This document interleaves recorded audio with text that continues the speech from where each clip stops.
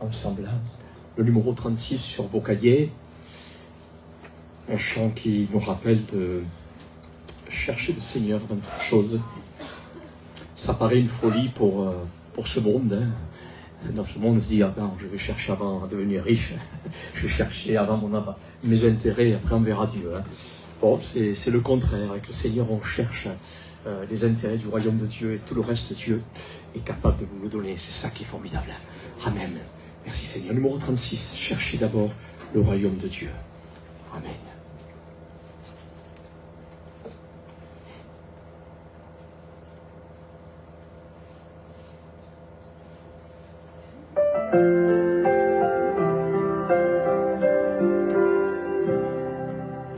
Cherchez d'abord le royaume de Dieu et sa justice, et toutes choses vous seront données en plus. Alléluia, Alléluia, Alléluia,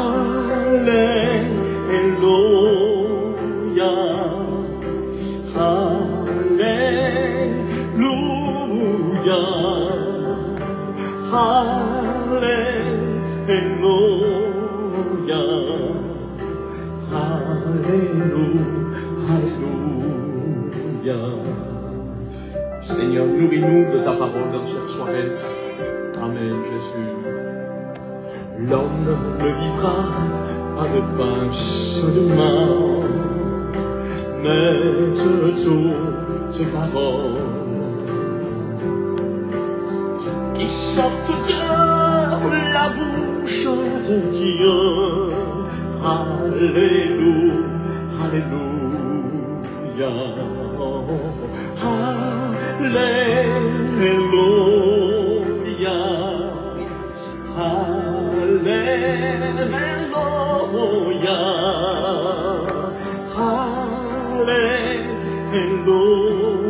Alléluia, Alléluia. Alors ensemble, cherchons le Seigneur. Amen. Cherchez d'abord le royaume de Dieu et sa justice, et toutes choses vous seront données en bleu. Alléluia, Alléluia, Alléluia, Alléluia, Alléluia,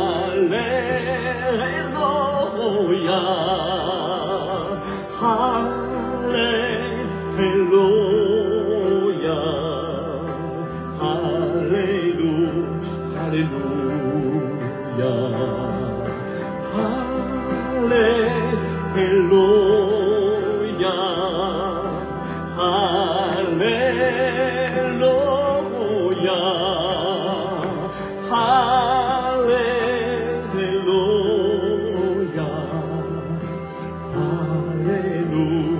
Alléluia.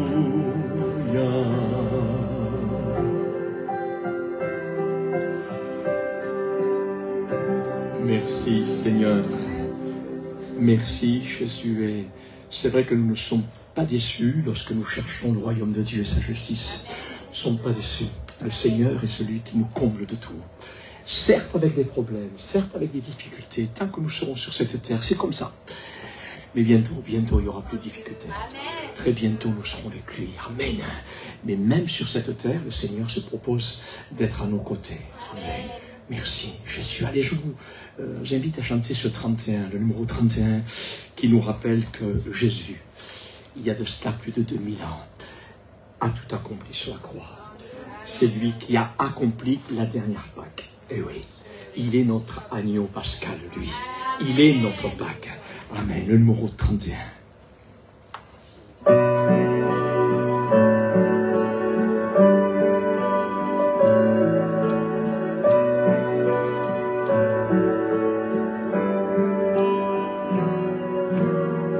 Tu es venu jusqu'à nous quitte la gloire de ton ciel. Tu es venu pour servir, donnant ta vie pour nous sauver. Dieu tout-puissant, roi serviteur, tu nous appelles tous à te suivre et à t'offrir nos corps en sacrifice. À toi l'honneur, roi serviteur.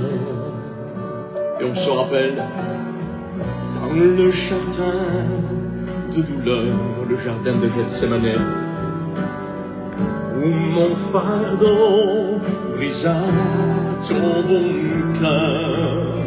Tu dis adieu dans ta peine,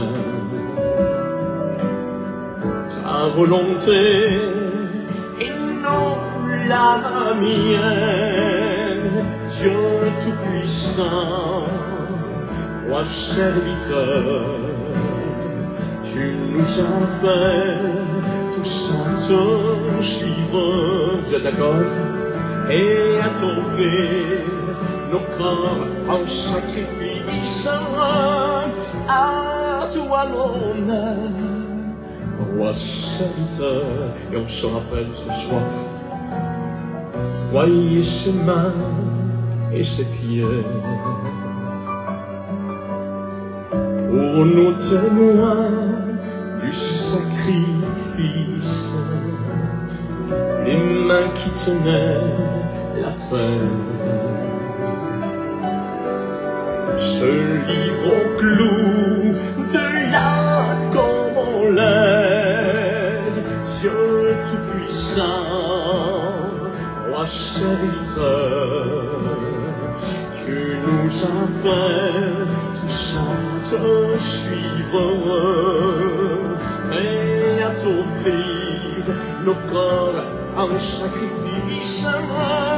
À toi l'honneur, roi serviteur.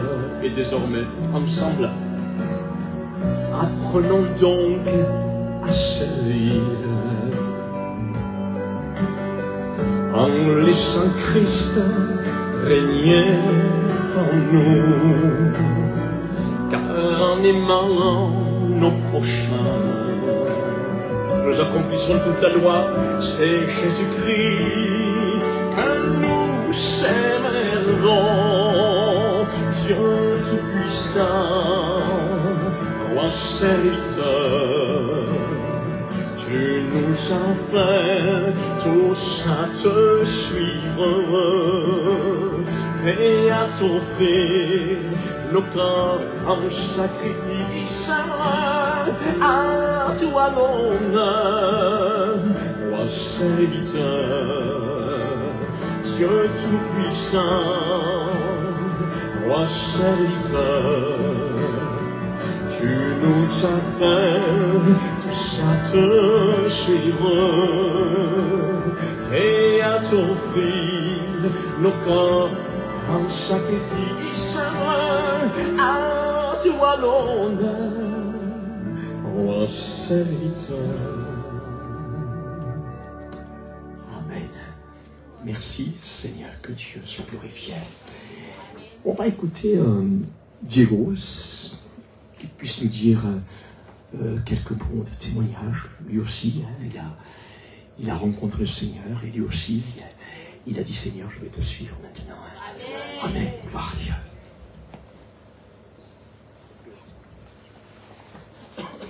Soyez bénis.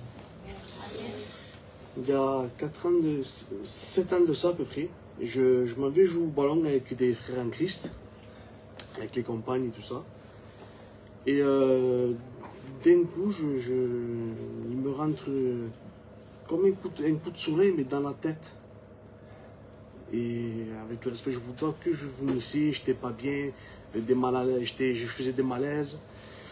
Et on décide avec ma femme de rentrer à la maison, on était à 1 heure de route de ça. Et je rentrais à la maison pendant 2 jours et je voulais pas aller à l'hôpital. je me disais, bah, je vais prendre un Doliprane. Nous, chez les Espagnols, le cachet favori, c'est le Doliprane. Alors, je prends un Doliprane. Je croyais que ça allait me passer. J'avais 42 fièvres. Pendant 2 jours, ça passait pas. Allongé dans le lit, je mangeais pas, même pas une goutte d'eau, rien du tout. Et ma femme, elle se met avec moi, elle me dit, il faudrait qu'on rentre à l'hôpital. Moi, je dis non, je rentre pas à l'hôpital.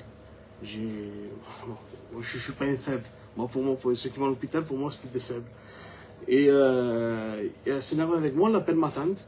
Ma tante, elle vient me chercher. Et c'est la seule tante que j'écoute. Elle me dit, rentre dans la voiture, je t'amène à l'hôpital. Alors je rentre dans la voiture et je vais à l'hôpital Nord. À l'hôpital Nord, on commence à me mettre dans la chambre, tout ça, on fait des examens. Et on me dit, vous avez la méningite mortelle, que vous pouvez en mourir. Je dis, eh ben. Alors j'étais allongé dans le lit, je me suis dit, j'ai une partie de foot, je vais décéder. Je dis, c'est bizarre. Et j'étais là dans le lit, on fait des examens. Et il y avait une infirmière. C'était une chrétienne, mais je ne le savais pas. Elle rentre dans la chambre pour me faire les piqûres. Elle me dit, vous croyez en Dieu? Je lui dis oui. Elle me dit, ben, il est temps que vous acclamez le Seigneur. Moi, dans la salle d'attente, ma femme était en train de prier avec ma tante. Je ressentais les prières. Mais Dieu voulait que je fasse ce pas moi-même envers lui pour lui demander de me sortir de là. Et il se sert de l'infirmière. Bon, derrière la porte, j'entends, oui, on va le transporter avec l'hélicoptère, et puis les résultats sont pas bons, et il faut le transporter. Et moi, j'étais là derrière, je disais, Seigneur, c'est pour moi ça. Je dis, je vais mourir. Et du coup, la dame me dit ça, je me tourne dans le lit, et je fais une prière à Dieu, je dis, Seigneur, je dis, enlève-moi cette maladie. Je dis, enlève-moi là, s'il te plaît, Seigneur. Et ça reste comme ça. Il me dit, on va faire encore des examens, on va faire la ponction lombaire dans l'os. C'est des piqûres un peu... C'est une piqûre assez... Et on me fait Bon, je sens l'aiguille pénétrer dans ma peau. Et à sortir le liquide, je sens quelque chose qui s'en va de moi. Un truc de fou, Jonathan, en vérité. Un truc qui sort de moi. Et 1 heure après, les docteurs viennent me voir et me disent ben écoutez, monsieur Santiago, je ne comprends pas. On ne comprend pas, ils étaient plusieurs. Il me dit vous n'avez plus rien. Vous n'avez plus rien, vous pouvez rentrer chez vous. J'ai dit Seigneur, que c'est vrai, quand le malheureux crie, l'Éternel est là pour délivrer en vérité. Et il m'a enlevé de cette maladie. Et voilà, avec la grâce de Dieu, bon, c'est servi de ma femme, c'est servi du docteur, de l'infirmière, de ma tante qui m'a forcé à aller à l'hôpital. Et aujourd'hui, ben, je suis avec vous. Merci. Voilà, soyez bénis. Merci. Merci. Merci Seigneur. Dieu est grand. Dieu est tout-puissant et il accomplit encore des miracles pour tous ceux qui s'approchent de lui par la foi dans la simplicité. Amen. Gloire à Dieu. Merci Seigneur. Allez, on termine avec ce dernier chant. Le numéro 8, qui nous dit tout simplement ceci. Entends mon cœur. C'est une prière que nous pouvons faire chacun d'entre nous, Seigneur, ce soir. Entends mon cœur, Seigneur. Viens visiter mon cœur. Amen. Numéro 8. Amen.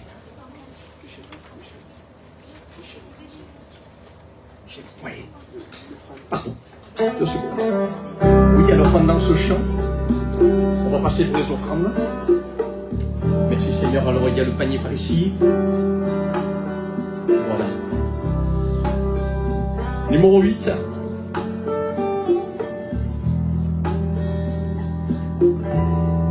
Comment exprimer? On y va. Et comment décrire un amour si grand, si puissant que rien ne peut le contenir? Tu sais mes espoirs, tu sais Seigneur mes craintes, et mes mots sont bien trop petits pour dire tout l'amour que j'ai pour toi. Alors entends mon cœur, mon esprit qui te loue, entends le chant d'amour d'un enfant racheté. Je prendrai mes faibles mots pour te dire quel Dieu merveilleux tu es. Et je ne pourrais pas te dire combien je t'aime, alors entends mon cœur. Si tout comme la pluie, les mots pouvaient couler, et si j'avais l'éternité, je ne pourrais pas l'exprimer. Et dans les battements de mon cœur, tu entendras toujours. Merci pour la vie, pour la vérité et pour le chemin. Alors entends mon cœur, mon esprit qui te loue. Merci Jésus. Entends le chant d'amour d'un enfant racheté. Je prendrai mes faibles mots pour te dire quel Dieu merveilleux tu es. Et je ne pourrai pas te dire combien je t'aime, alors entends mon cœur.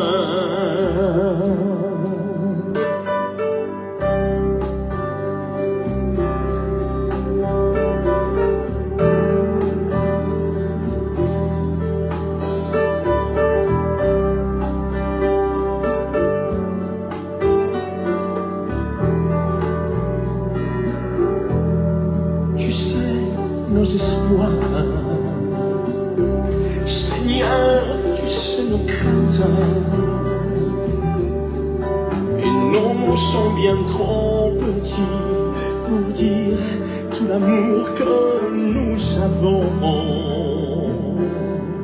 Alors entends mon cœur, mon esprit qui te loue. Entends le chant d'amour d'un enfant racheté. Je prendrai mes faibles mots pour te dire quel Dieu merveilleux tu es. Et je ne pourrai pas te dire combien je t'aime, alors entends mon cœur. Et je ne pourrai pas te dire combien je t'aime, alors entends mon cœur. Amen. Gloire à Dieu. Merci Seigneur. Voilà, on va présenter ces offrandes au Seigneur. Peut-être que Diego, tu peux... 55 € les remplir.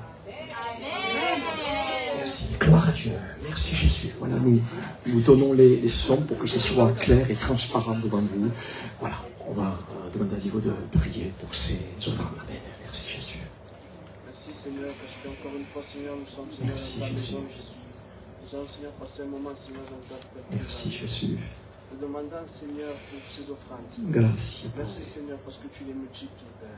Oui. Merci Seigneur parce que ton œuvre Seigneur peut aller de l'avant. Oui. Merci pour cela Seigneur. Oui, Jésus, Seigneur, ton Jésus, serviteur que Jésus. tu as mis à part Seigneur. Que tu Grâce. puisses Seigneur nous prêter ta parole. Seigneur. Oui, Dieu. Comme tu Seigneur comprendre de la mettre en pratique. Amen. Amen. Amen. Amen. Merci Seigneur pour le bien que nous faisons déjà à travers ces chants, à travers cette communion fraternelle.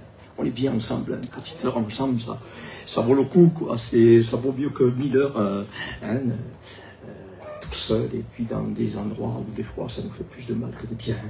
Voilà, on remercie également tous ceux qui nous suivent par le moyen Facebook, ceux qui n'ont pas pu se joindre à nous, que Dieu vous bénisse également grandement. Amen. Voilà, dans cette soirée, j'aimerais parler avec vous, non pas de Pâques, parce que bon, je me suis dit, Pâques pour nous c'est tous les jours. Même si aujourd'hui c'est un jour mémorial. Nous en avons parlé hier soir de Pâques. Amen. Mais j'aimerais parler dans cette soirée très simplement des mauvaises influences dans lesquelles nous pouvons vivre dans ce monde et qui pourraient nous éloigner de cette véritable Pâques, de ce merveilleux Jésus-Christ. Amen. Et j'aimerais lire pour vous 2 textes que nous trouvons dans la lettre de Paul aux Galates, chapitre 1, verset 6. Il sera dit ceci, Galates, chapitre 1, verset 6, il dit ceci: je m'étonne que vous vous détourniez si promptement de celui qui vous a appelé par la grâce de Christ pour passer à un autre évangile. Non pas qu'il y ait un autre évangile, mais il y a des gens qui vous troublent et qui veulent renverser l'évangile de Christ. Mais quand nous-mêmes, dira l'apôtre, quand un ange du ciel annoncerait un autre évangile que celui que nous vous avons prêché, qu'il soit anathème, c'est-à-dire maudit. Nous l'avons dit précédemment, et je le répète à cette heure, si quelqu'un vous annonce un autre évangile que celui que vous avez reçu, qu'il soit anathème. Et maintenant, est-ce la faveur des hommes que je désire ou celle de Dieu? Est-ce que je cherche à plaire aux hommes? Si je plaisais encore aux hommes, je ne serais pas serviteur de Christ. Et je peux le dire pour moi-même. Si je plaisais aux hommes, les hommes n'auraient jamais misé un centime sur moi pour être serviteur de Dieu. Mais le Seigneur, lui, il a misé tout son royaume. Gloire à Dieu par sa grâce et sa miséricorde. Que Dieu soit glorifié. Amen. C'est pour cela que nous aimons plus plaire à Dieu qu'aux hommes. Nous aimons plus l'approbation de Dieu que celle des hommes.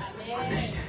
Et le deuxième texte que je vous propose se trouve juste quelques chapitres plus loin, toujours dans la même lettre aux Galates, chapitre 5, verset 7, et nous lisons ceci. Vous courriez bien. Qui vous a arrêté pour vous empêcher d'obéir à la vérité? Cette influence, et c'est ce mot-là que j'aimerais voir avec vous, cette influence ne vient pas de celui qui vous appelle. Amen. Gloire à Dieu. Voilà ici, frères et sœurs et amis, et vous qui nous suivez par le moyen de Facebook, 2 textes qui nous parlent d'une ville appelée la Galatie. 2 textes qui nous parlent donc d'une ville appelée la Galatie, que l'apôtre Paul évangélisa lors de son 2e voyage missionnaire. La Galatie était une région, ça c'est pour l'histoire, était une région située dans la Turquie actuelle. Voilà. Elle fut donc colonisée par les Gaulois celtes. Ah, nos chers Gaulois. Les Gaulois celtes vers 278 avant Jésus-Christ. Et l'apôtre Paul leur écrit une lettre parce qu'il est profondément inquiet de les voir s'écarter du Seigneur pour suivre les enseignements de certaines personnes qui cherchaient à renverser l'évangile que Paul leur avait prêché. Ces prédicateurs non identifiés prêchaient un évangile qui contenait un mélange de la loi et de la grâce, disant que le salut était accordé dans la mesure où l'on appliquait également la loi. Et nous vivons aujourd'hui des temps où beaucoup s'autoproclament eux-mêmes pasteurs, prophètes, etc., etc. Mais lorsque nous nous penchons dans les Écritures, nous nous apercevons qu'il n'y a aucun texte où les véritables pasteurs ou prophètes ou autres ministères se sont autoproclamés eux-mêmes. Comme par exemple le prophète Amos, qui pourtant exerçait un ministère de prophète, un vrai ministère de prophète. Mais lui-même ne s'est jamais autoproclamé prophète de l'Éternel. mais avec humilité, il se présentera comme un simple berger. Et c'est ce que nous rapporte le chapitre 7, verset 14 de son livre. Voici ce qui est écrit. Amos répondit à Amatzia, « Je ne suis ni prophète, ni fils de prophète. » Quelle humilité. « Mais je suis berger, et je cultive des sycomores. » L'Éternel m'a pris derrière le troupeau, et l'Éternel m'a dit, « Va, prophétise à mon peuple d'Israël. » Et que dire aussi de l'exemple de Jean le Baptiste, celui qui présenta Jésus-Christ. Lorsque les Juifs envoyèrent de Jérusalem des sacrificateurs et des Lévites pour lui demander « Toi, qui es-tu » Il déclara, et ne le nia point, il déclara qu'il n'était pas le Christ. Et ils lui demandèrent « Quoi donc? Es-tu Élie » Et il dit « Je ne le suis point. » « Es-tu le prophète » Il répondit « Non. » Ils lui répondirent alors « Qui es-tu » afin que nous donnions une réponse à ceux qui nous ont envoyés. « Que dis-tu de toi-même » Moi, dit-il, avec humilité aussi, tranquille, je suis la voix, une petite voix. Je suis la voix de celui qui crie dans le désert.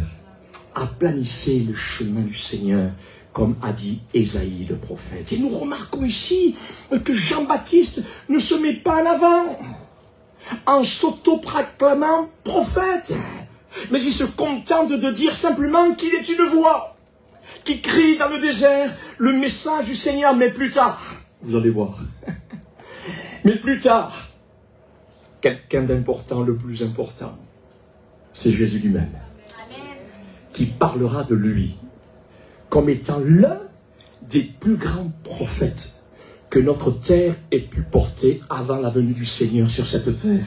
Et voici le témoignage de Dieu, qui est plus grand que le témoignage des hommes. C'est ce que nous rapporte l'Évangile selon Jean. Voici ce que Jésus va dire à son sujet, au sujet de Jean-Baptiste. Lorsque les envoyés de Jean furent partis, Jésus se mit à dire à la foule au sujet de Jean. Qu'êtes-vous allé voir au désert? Un roseau agité par le vent? Mais qu'êtes-vous allé voir? Un homme vêtu d'habits précieux? Voici ceux qui portent des habits magnifiques et qui vivent dans les délices sont dans les maisons des rois. Qu'êtes-vous donc allé voir? Un prophète? Oui, vous dis-je. Quand c'est Dieu qui le dit, c'est différent. Oui, vous dis-je. Et plus qu'un prophète, c'est celui dont il est écrit.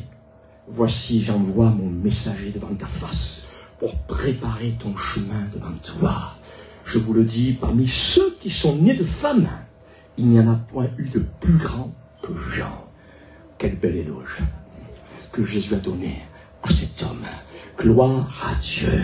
Que Dieu soit glorifié. C'est pour cette raison que nous préférons mieux le témoignage de Dieu que le témoignage des hommes ou notre propre témoignage. Gloire à Dieu. Voilà pourquoi lorsque certaines personnes viennent se présenter à vous en s'autoproclamant prophète, je suis enseignant, etc., etc., ne vous laissez pas influencer facilement.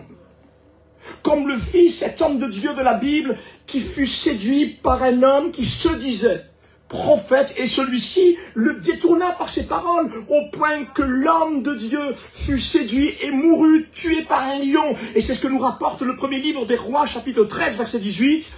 Et il lui dit, moi aussi je suis prophète, comme toi.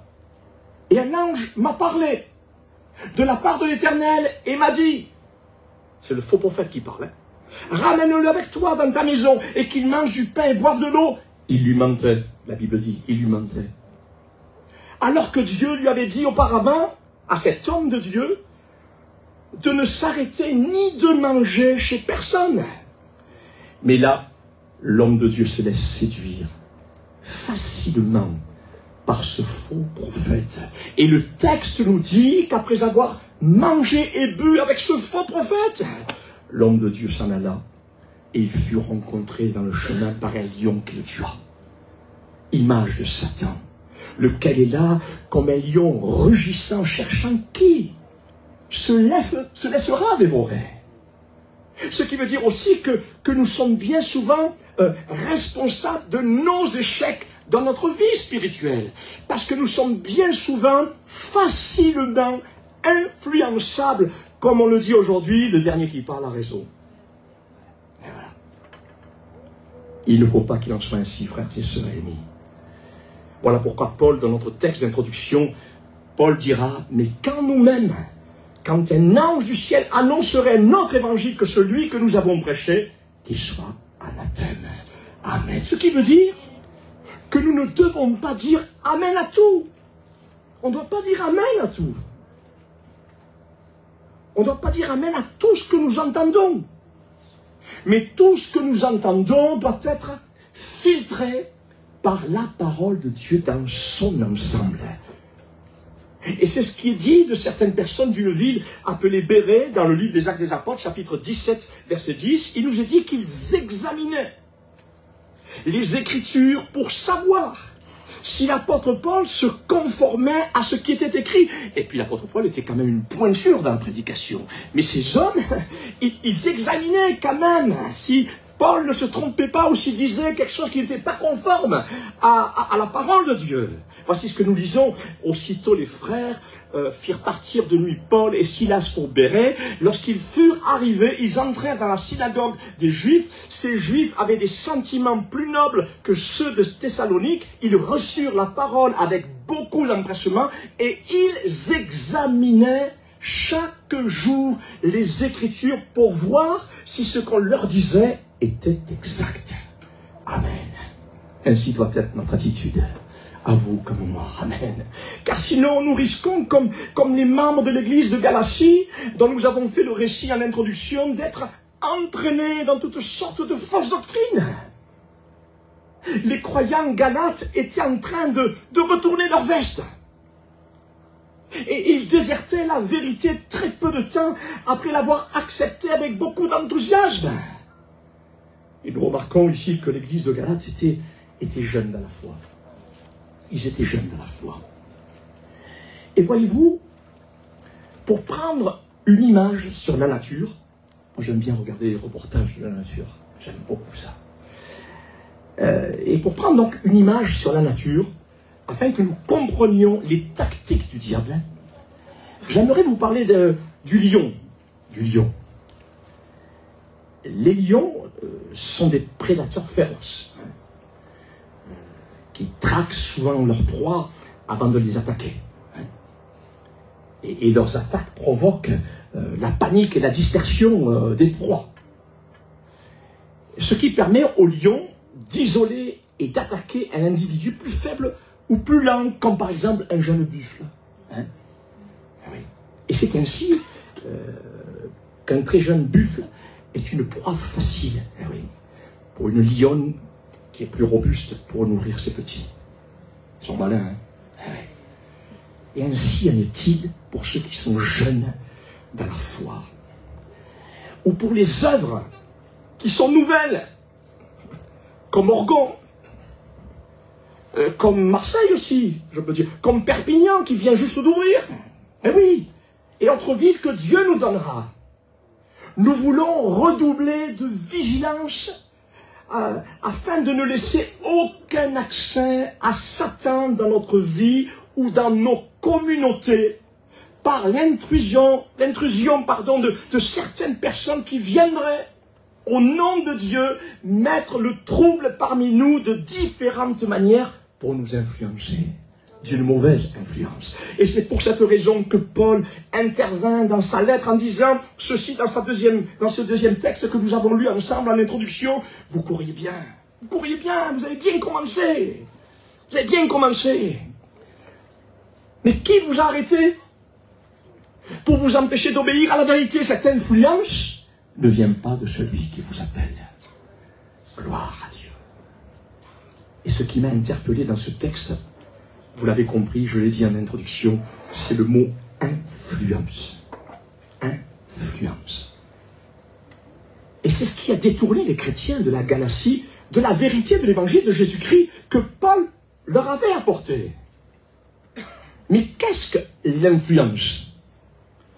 Selon le dictionnaire, l'influence est l'action généralement lente et continue d'une personne, une circonstance ou d'une chose qui agit sur une autre. Les synonymes de l'influence, nous pouvons en donner quelques-uns. Ce sont la domination, c'est la pression, c'est l'emprise. Et nous trouvons pour la première fois cette action néfaste dans le jardin d'Éden, où tout a commencé pour l'homme et pour la femme, rappelez-vous. L'Écriture nous dit que Dieu avait créé l'homme et la femme pour qu'ils puissent vivre heureux dans une parfaite harmonie avec leur Créateur. Mais voici que celui qui est à l'origine de la mauvaise influence va interpeller Ève dans ce beau jardin d'Éden. Et là, celle-ci se laissa séduire par le serpent ancien que la Bible appelle Satan. Et c'est ce que nous lisons dans le livre de la Genèse au chapitre 3, verset 1.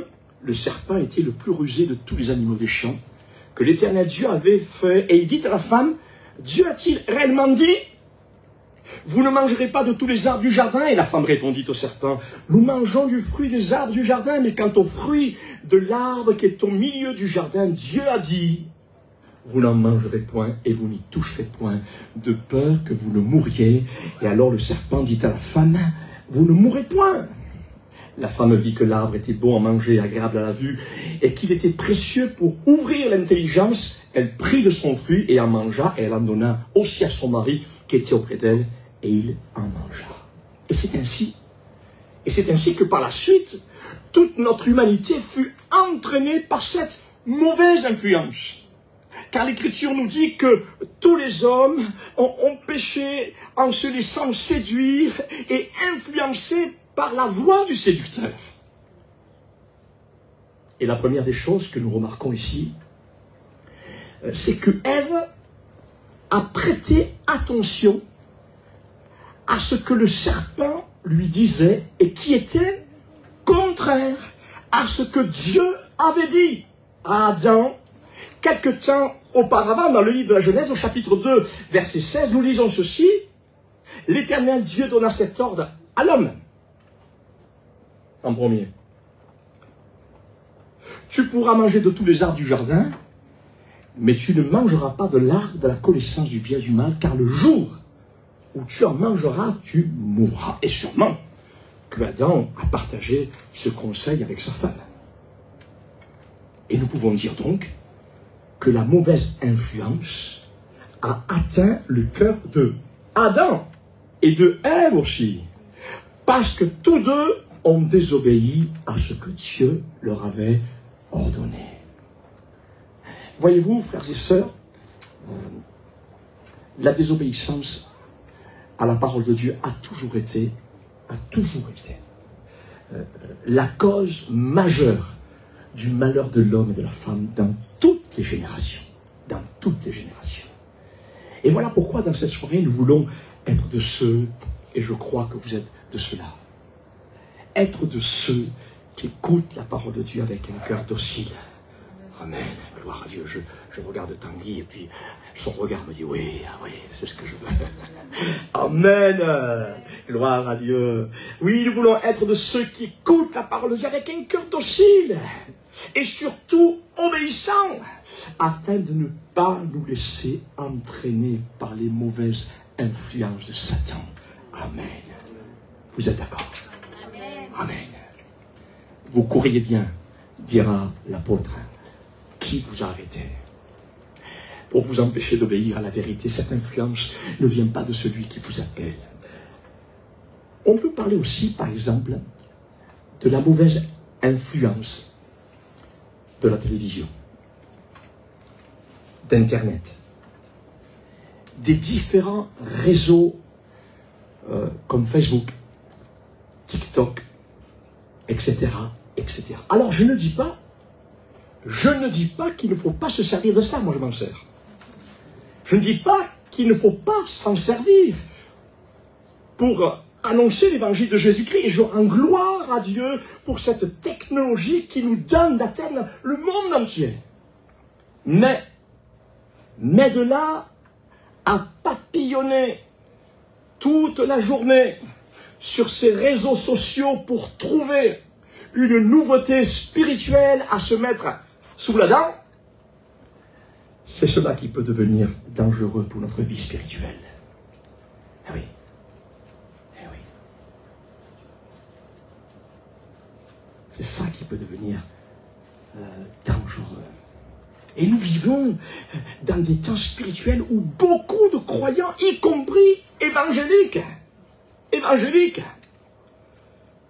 qui ne supportent plus la saine et simple doctrine de Jésus-Christ. Mais ils ont la démangeaison. C'est mauvais quand on a la démangeaison. Hein. Je ne sais pas si vous en avez eu, moi j'en ai eu. Hein. On n'arrête pas, on reste pas tranquille. Vous savez qu'à tranquille la personne. Et il y a des gens comme ça qui ne restent pas tranquilles. Ils ne se contentent pas d'écouter la parole de Dieu, tranquille. Tu vois. Non, ils ont toujours la démangeaison. Et ils ont la démangeaison d'entendre des choses agréables, des choses nouvelles. Et pour cela, alors, ils sont prêts à écouter tout et n'importe quoi. Et n'importe qui aussi.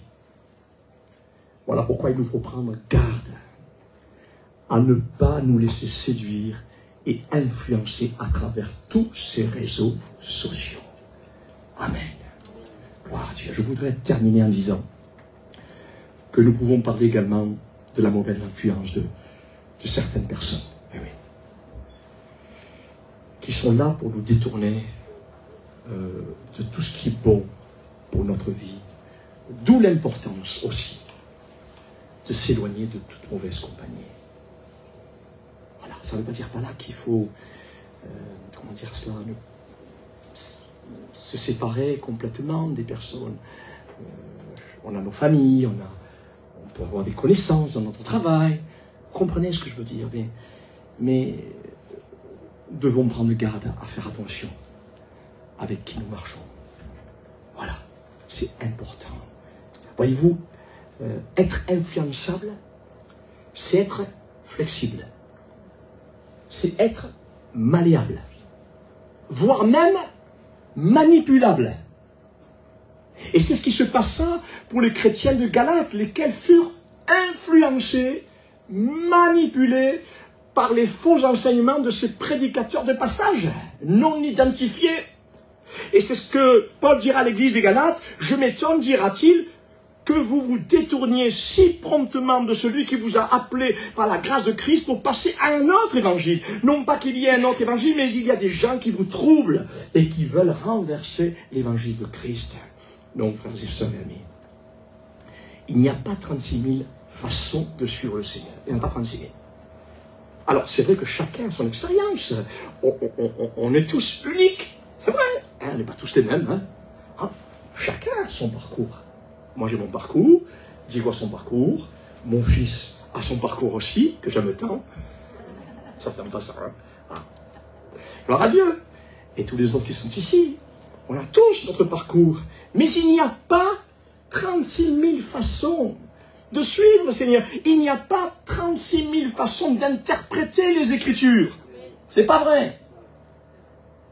Mais ce sont les hommes qui ont ajouté leur propre interprétation, leur propre vision, par leur propre pensée et commandement d'homme. Alors je sais pas comment ces personnes, je parle de certaines personnes, je ne sais pas comment ils font ces personnes pour avoir des visions en tout temps. Alors que dans les Écritures, les hommes de Dieu ne fonctionnaient pas à coup de vision. Mais je ne sais pas, il y a des gens qui à tout bout de champ, des visions. J'ai vu ça, c'est incroyable, hein? Incroyable, ils ont à tout bout de champ des visions. Je ne sais pas comment ils font pour avoir tant de visions. Alors que les Écritures nous montrent 3 visions principales. Par exemple, la vision d'Ésaïe, au chapitre 6, verset 1. L'année de la mort du roi Osia, je vis le Seigneur, dira Ésaïe, assis sur un trône très élevé, et les pans de sa robe remplissaient le temple. Un autre exemple, la deuxième par exemple, très important, la vision d'Ézéchiel, cet homme de Dieu. Chapitre 1, verset 1, la 30e année, le 5e jour du 4e mois, comme j'étais parmi les captifs du fleuve, du Kébar, les cieux s'ouvrirent et j'eus des visions nocturnes, des visions divines. Et la dernière que je vous propose, c'est la vision de l'Apocalypse, que vous connaissez. La vision de l'apôtre Jean. chapitre 1, verset 10, je fus ravi en esprit au jour du Seigneur, et j'ai entendu derrière moi une voix forte. Quelle vision! Quelle vision! Ça, c'est des visions. Amen. Comme le son d'une trompette, je me retournais pour connaître quelle était la voix qui me parlait. Et après m'être retourné, je vis 7 chandeliers d'or. Et au milieu de 7 chandeliers, quelqu'un, amen, qui ressemblait à un fils d'homme, c'est-à-dire Jésus-Christ, vêtu d'une longue robe. Et il y a une ceinture d'or sur la poitrine.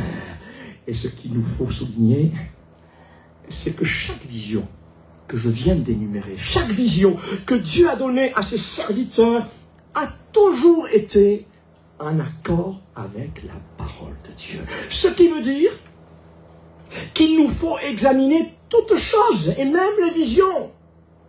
Il nous faut examiner toutes choses à la lumière de la parole de Dieu. Par exemple, je vais prendre un exemple. Je vais prendre un exemple grotesque, pour qu'on comprenne. Si demain, quelqu'un vient me voir et me dit, j'ai une vision sur toi, je t'ai vu sur une moto Harley Davidson, c'est grotesque, hein, et tu roulais dans le ciel et tu proclamais l'évangile. Comme dira Gad Elmaleh. Mais où c'est écrit cette sorte de vision d'Harley Davidson dans le ciel? Où c'est écrit? Ça n'a ni queue ni tête. Vous comprenez ce que je veux dire? Il y a des gens qui croient à ces choses-là, à ces sortes de visions, parce qu'ils se sont autoproclamés visionnaires, prophètes. Alors ils croient tout ce qu'ils disent. Et il y a des gens qui croient à ces faux prophètes, parce qu'ils ont soif d'entendre de nouvelles choses, et parce qu'ils ne lisent pas leur Bible, ils ne connaissent pas leur Bible. Quelqu'un qui connaît sa Bible ne se laisse pas tromper. Et si tu ne connais pas ta Bible, tu te laisseras tromper à tout bout de champ. Eh oui.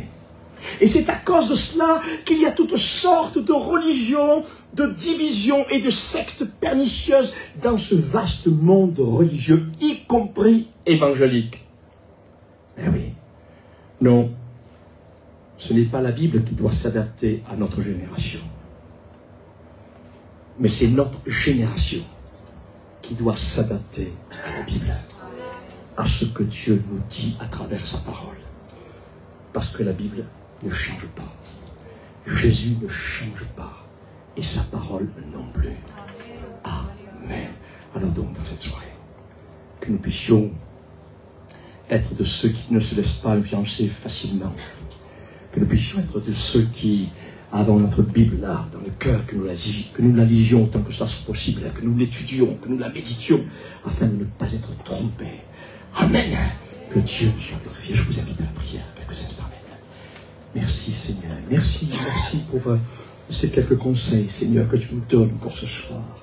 Seigneur, merci parce que ton désir, c'est que nous allions jusqu'au bout. Seigneur, et bientôt, Seigneur mon Dieu, le livre se refermera. Tu reviendras, Seigneur. Et nous voulons être debout devant toi, Seigneur. Nous ne voulons pas nous laisser tromper, Seigneur, dans ces temps de la fin, dans ces temps de séduction. Seigneur, aide-nous à garder le cap jusqu'au bout, dans le nom de Jésus. Dans le nom de Jésus.